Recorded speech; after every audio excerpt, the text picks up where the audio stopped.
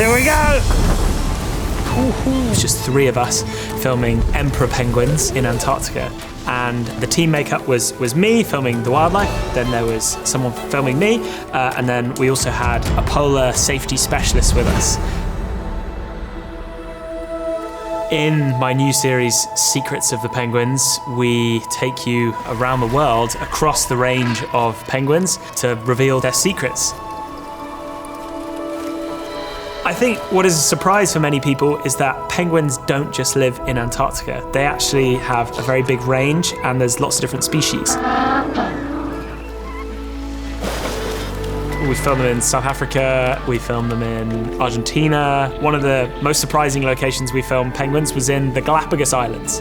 They live on the equator, and it was really bizarre to see bright red crabs and marine iguanas and cactuses and volcanoes alongside penguins. Their ancestors got very lost and washed up on the Galapagos Islands and incredibly managed to evolve a way to survive in what is definitely not a traditional place for a penguin to live.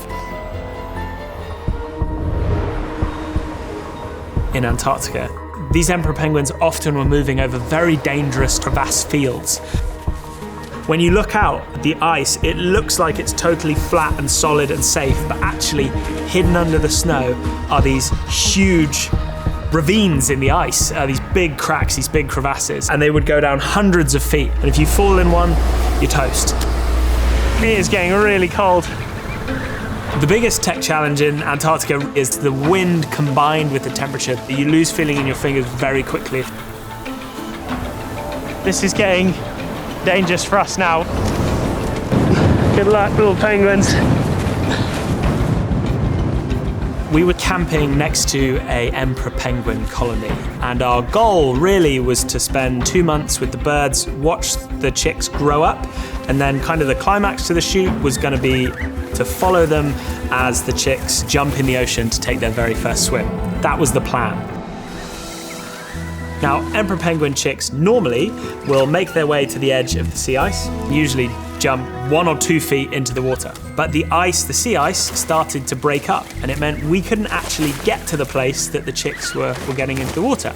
So I was like, oh, well, I'm gonna fly the drone around, because we'd seen some emperor penguin chicks disappearing over the horizon. What on earth is going on here? As I came up over this rise, I found this huge group of hundreds of chicks.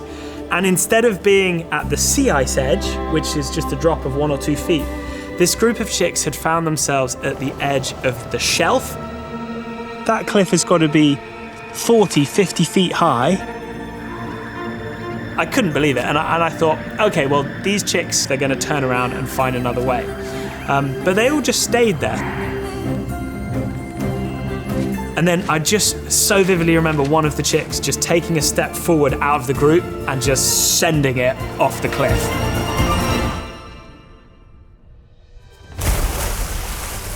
And I just remember watching it go, whoo! I had no idea if a penguin chick could survive a fall from such a height, but to my amazement, it popped up to the surface and then it just swam out to the horizon. We've seen that these chicks stick together, so I think a lot are going to start to jump. They just started to jump, and initially it was just kind of one, and then they'd wait a bit, and then another one, and then there was a period of about 10 minutes where they were all just pouring off the cliff. What was most interesting was that when the chicks hit the water, they had this initial moment of panic where they were kind of flapping around. I mean, this is the first time they've ever been in the ocean. They had suddenly this very quick realization that actually I'm meant to be here and I'm this world champion freediver. And it was one of the most extraordinary, if not the most extraordinary pieces of animal behavior I've ever seen, and to capture it for television for the very first time was a real spine-tingling moment. Just when I think these penguins have hit their limit, they do something extraordinary. I hope that when you watch Secrets of the Penguins, you come away just being completely mind-blown by how extraordinary these animals are, but also how fragile they are. These penguins are incredibly adaptable, but their future lies entirely in our hands. We need to really change the way we interact with the natural world if we want to live in a world that has penguins in the future.